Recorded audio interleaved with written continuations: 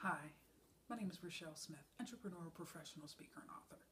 Last time, I highlighted the importance of self-image. Wanted to close out the year with a tough love topic that causes folks so many problems, not only in this country but around the world. So self-image is so important, and I shared a few stories, and I want to wrap up this series here before shifting into another tough love topic of authenticity. But self-image, folks, how we see ourselves, how we feel about ourselves. I mean, there's so many different things. Again, self-image, self-worth, self-esteem, self-concept. All right, there's so many different things that truly hinge on how we feel about ourselves. Again, not the masks that we may portray to the public or just when we're out somewhere, but who we truly are and how we really feel about ourselves deep down.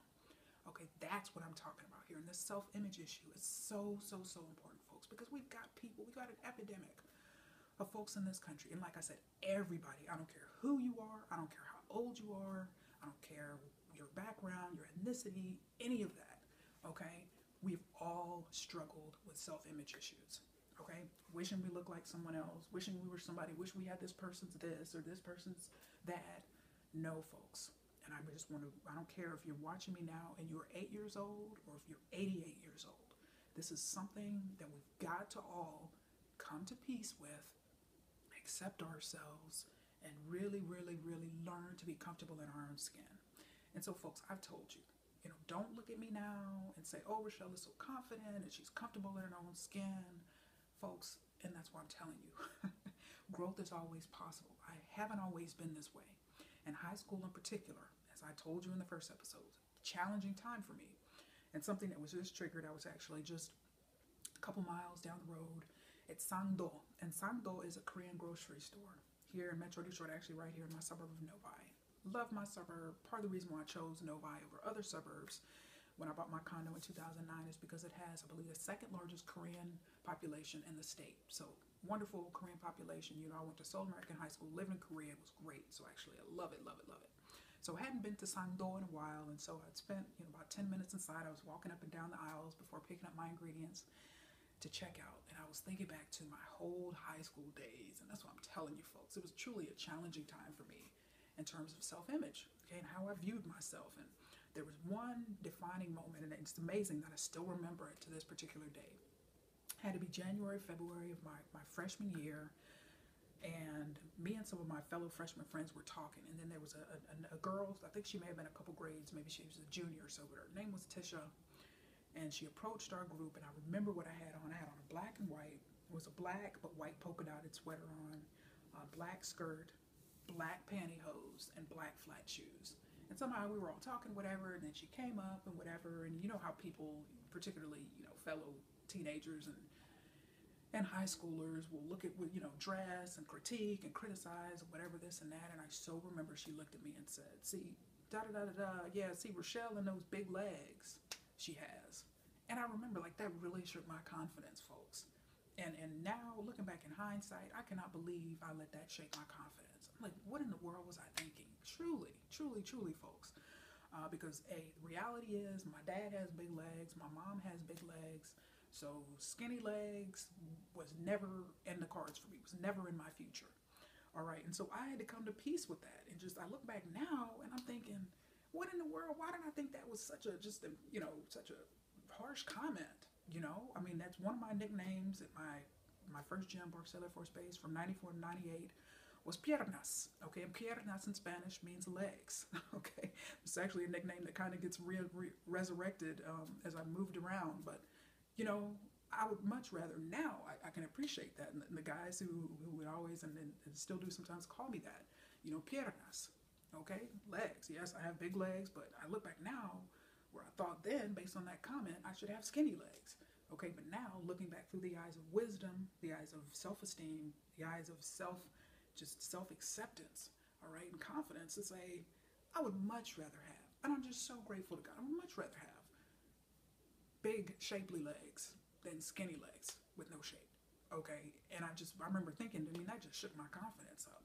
And I look back now, I'm like, man, I'm glad I don't have skinny legs.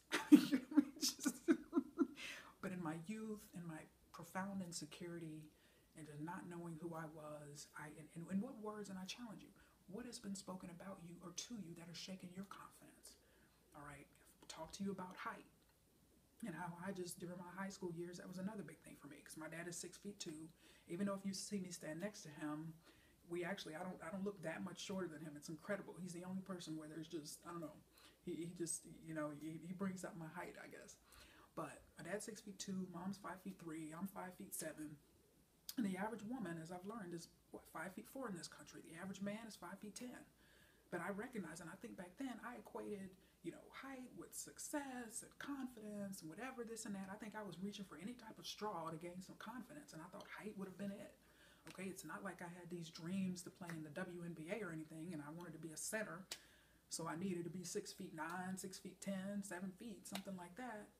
I mean, I don't even know why. I mean, looking back on that, but that height thing is a big thing for people, not only in this country, but around the world.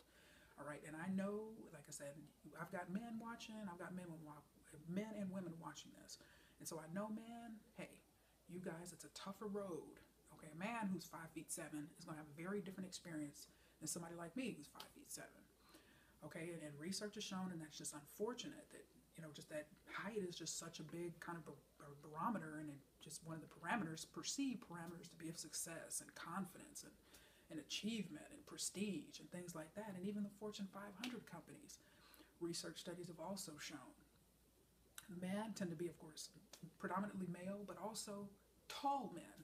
Okay, so your guys running, your men running top countries, top organizations and companies in this country and around the world are tall. Research has shown that, just bar none. So even in the corporate world, there is this perception that, man, you got to be tall. But if you're not tall, that's okay. Okay, me at 5'7", I thought I had to be 6 feet tall at least to exude confidence. All right, but fortunately I had people, I had a couple of good mentors. One, like I told you, as an undergraduate, work with me on my voice and work with me on my presence. All right, so I can project the same level of confidence and have the same presence at 5'7" as I could if I were 6'4". Okay, and so that is the lesson, regardless of what your height is. All right, so you got to accept yourself because, folks, that's something you cannot change. I mean, yes, you may be morbidly obese watching this. You've got a lot of health challenges as a result, and you want to make some changes to improve your health and to improve your stamina and quality of life. And yes, that's something you can work on. There's dietary measures, there's fitness measures you can change and work on, but there's many things you can't change, okay? And so those are the things particularly that we have to come to terms with, have to become at peace with, and have to accept ourselves on. Okay, somebody wants, oh, I wish my hair, you may have short hair, wish you had long hair. I mean, there's just so many. I mean, there's probably hundreds of different variations of things that you wish you could change about yourself. But folks, you've got to accept yourself, okay? Perfections and imperfections, we're all imperfect. Okay, I told you, I'm Bigfoot. I wear size 10. Okay, I'm at peace with that. Who cares? All right, but I remember in my younger years, my little insecure years, I wanted to be like this person, and I wish I had this person, and I was a swimmer. And so my hair, when I would get out of the pool in my younger years, it would frizz up, and it just was not a pretty sight. And I always wish I had just the simple hair where I could just wash in the shower, and it would just air dry and be cool. And that's what I'm saying, folks. I have been, and I struggled on this same journey, just like each and every one of you has. But I'm here today. Again, I had to go through my journey, and I had to work hard to overcome much of that because I have a leadership role. I need to speak to you from a position of credibility, but also one of just that can challenge you and inspire you and motivate you and recognize that change is possible. All right, I'm living proof of that. Okay, you too can be comfortable in your own skin because when I think back to those days when I was in high school, never in a million years would I would have ever projected someday I would be with peace with myself and be comfortable in my own skin. There's absolutely no way. And so I'm telling you today, if that's how you feel, change is possible. But it all starts with you. It all starts with a decision, but it's also going to take some action to undergird your decision, to follow through and make things happen and make your self-esteem, having a positive self-image and self-esteem a reality in your life. Because it can't happen if you don't, because it truly starts with you. So I thank you so much for your time. Make it a wonderful day.